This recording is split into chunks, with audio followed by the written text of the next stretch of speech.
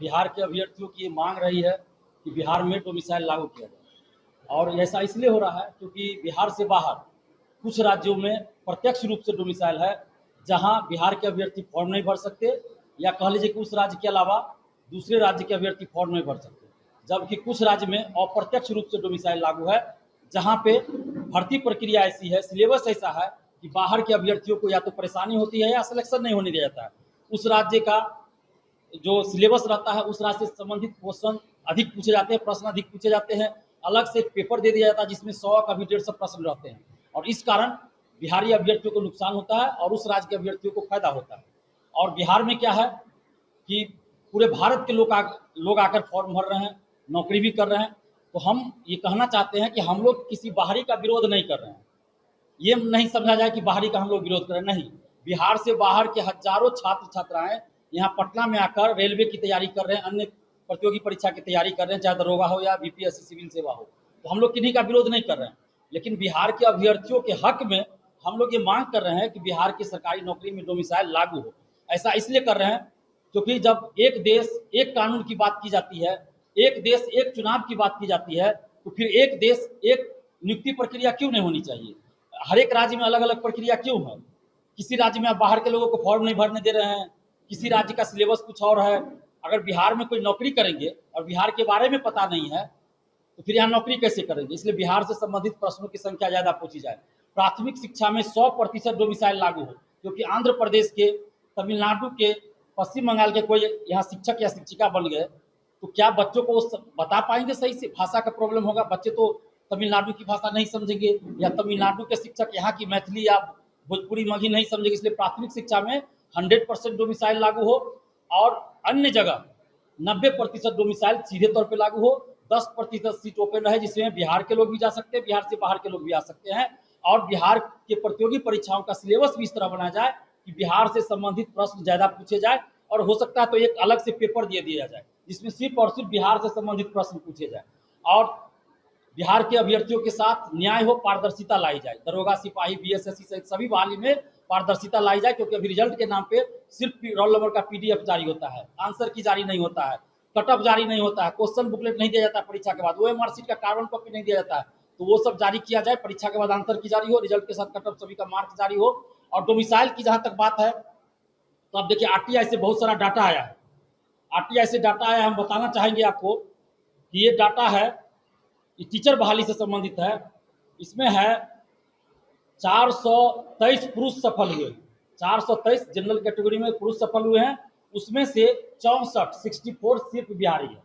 423 में सिर्फ 64 बिहारी, और बाहरी है 359। उसी तरह महिला में जनरल कैटेगरी में एक क्लास का हम बता रहे हैं, एक विषय का बता रहे हैं, 952 में बिहार की महिला है 176, बिहार से बाहर की महिला है 776।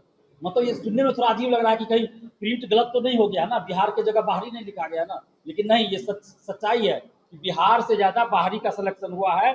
और इसके अलावा और भी डाटा है जिसमें हम ये बताना चाहेंगे कि 163 बाहरी का सिलेक्शन हुआ है। सॉरी 63, वन नहीं, सिर्फ 63 बाहरी का सिलेक्शन हुआ है, और 199 63 बिहारी का सिलेक्शन, गलत हम बोल दिए, 63 बाहरी बिहारी का, 63 बिहारी और 199 बाहरी का सिलेक्शन हुआ है। तो ये अचानक ये कैसे हो गया? ये तो आश्चर्य लग रहा है। ये एक गिरोह काम कर रहा है बिहार में शिक्षक भर्ती में, और बिहार से बाहर के कुछ राज्यों में, जहां से सेटिंग का खेल चल रहा है कि बिहारी अभ्यर्थियों का हक मारा जाए। और इसीलिए आप देखिएगा कि बिहार में कुछ गिरोह सक्रिय है जो मिसाइल लागू नहीं होने देना चाहते हैं, लेकिन ये बिहार के अभ्यर्थियों के साथ नाइंसाफी है। अब देखिए उत्तर प्रदेश बेसिक शिक्षा परिषद के प्राथमिक विद्यालयों के लिए प्रशिक्षु शिक्षकों का चयन, ये नोटिफिकेशन है, इसमें स्पष्ट रूप से लिखा हुआ है कि उत्तर प्रदेश का निवासी होना चाहिए। लेकिन बिहार में किसी चीज में ऐसा नहीं रहेगा कि बिहार का निवासी होना चाहिए। कुछ राज्य में ऐसा है कि आप 5 वर्ष से वहां का निवासी है तभी फॉर्म भर सकते हैं, डीएलएड तभी कर सकते हैं जब 5 वर्ष से उस राज्य में रह रहे हैं। लेकिन बिहार में क्या किया गया, टीआरई 1, टीआरई 2, टीआरई 3 में फर्जीवाड़ा किस तरह किया गया है?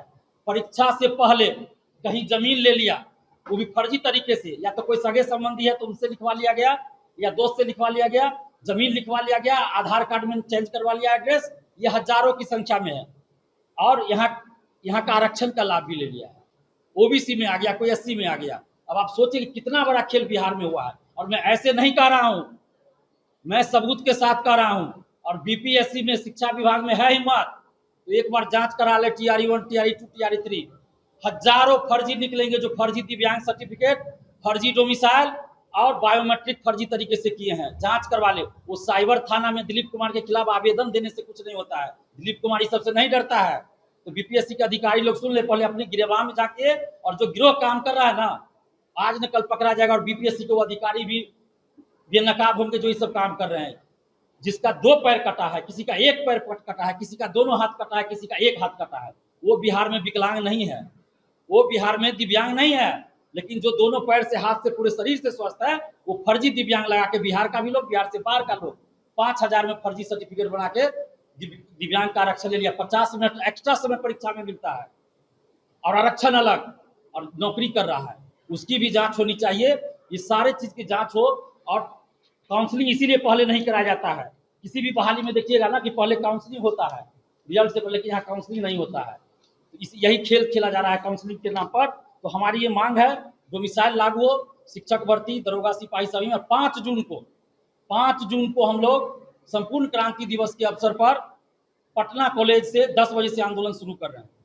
5 जून सुबह 10 बजे पटना में पटना कॉलेज मैदान से हम लोग आंदोलन शुरू कर रहे हैं। ये जेपी की धरती है, कोई ये ना भूले, ये जेपी की धरती है। जेपी आंदोलन दिवस, संपूर्ण क्रांति दिवस के दिन हम लोग आंदोलन कर रहे हैं। अगर एक स्टूडेंट पे, तो उस दिन के बाद से बिहार के सभी अभ्यर्थी, बिहार के सभी नौजवान, हम सभी लोग ये कहना शुरू कर देंगे कि बिहार में जितने नेता हैं, चाहे वो सत्ता पक्ष हो या विपक्ष हो, जो लोग भी जेपी के चेले अपने आप को बताते हैं, वो जेपी के असली चेले नहीं है, वो फर्जी चेले हैं। वो नकाब लगाकर चेले बने, रंगा सियार है वो लोग।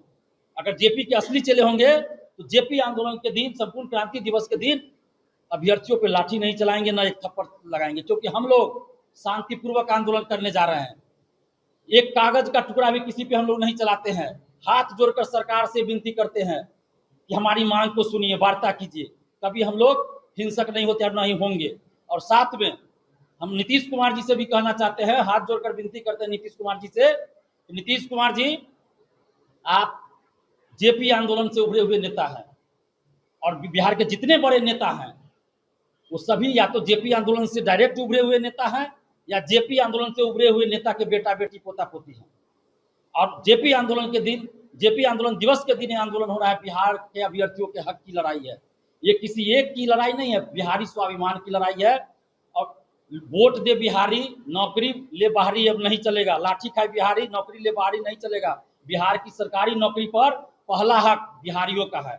हम बाहरी का विरोध नहीं कर रहे हैं। 10% हम बोल रहे हैं कि 10%। उसमें एक कॉलम वही है कि अगर कैंडिडेट की संख्या अधिक होगी तो एक से अधिक पालियों में एग्जाम होगा, या एक से अधिक स्टेट में एग्जाम लिया जाएगा। क्या कहेंगे?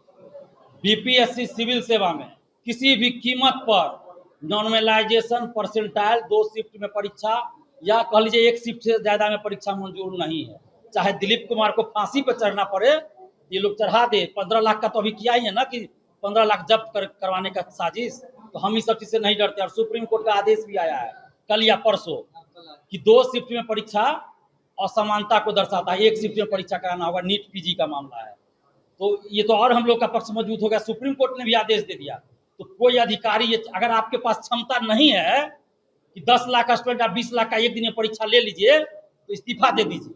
तो काहे का बिहार में विकास, काहे का सुशासन का राज कहिएगा तब, कि एक दिन में आप 10 लाख स्टूडेंट का परीक्षा नहीं ले पाइएगा। ये परीक्षा ले सकते हैं 20 लाख का भी एक दिन में, 1 शिफ्ट में, लेकिन अंदर से जब बेईमानी होगी कि नॉर्मलाइजेशन की आड़ में सेटिंग धांधली करना है, तो फिर तो उसकी बात अलग है। उसकी बात अलग है। आप कहेंगे हम लोगों पे अफवाह फैला रहे हैं। अभी नोटिफिकेशन में आप लिख रहे हैं, आप बाद में कहिए कि यही लोग अफवाह फैला रहा है। तो हम लोग अफवाह नहीं फैला रहे हैं। बाकी जो कार्रवाई करना हो तो सरकार और आयोग कर ही रही है, उस सबसे हम लोग डरते नहीं है।